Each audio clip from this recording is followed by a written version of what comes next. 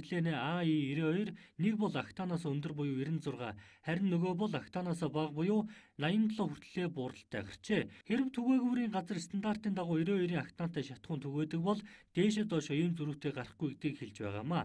Нэмэлт бүтээгдэхүүнээр найруулж байгаа болохоор ийм зөрүү гарахад хүргэж байгаа юм байна. Цаашаа давсан дээжээс автайн тавиад хэсэг хугацаанд харахад шилний доот хэсэгт тундас хүртэл үүсэж байсан байна. Тээврийн хэрэгслээ одоо боловсруулцоор ингээл лизинг гэж барайл ингээл авдаг тийм ээ. Тэгэхэд энэ авсан худалдаж авсан эд хөрөнгөө энэ бензин гэдэг юмнээс болоод бид насжилтынхаа хувьд бол алдчих байгаа байхгүй. За октон дээшээ 4 доошо 5-ын зөрүүтэй гарсны дээр өөр хэд хэд үзүүлэлт мөн 90 гарсан юм байна. Тухайлбал дүл үүсэх хэмжээ буюу машин асах хэмжээний хүчин чадал нь 35 буюу түүнээс дээш гэсэн заалтай байдаг бол шинжилгээний хариу 20.9 гэж бууралтай гарчээ.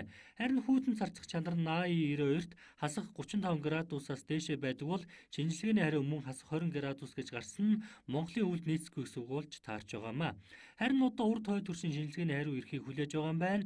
Энэ удаад бизнесийн нэр хүндэд нөлөөлж магадгүй гэсэн үндслээр компаниудын нэрийг дурдаагүй маа. Харин үйл ажиллагаагаа сайжруулж чанаргүй шатхуун түгээхээ зогсоохгүй бол зарлахаар болж байгаа юм байна.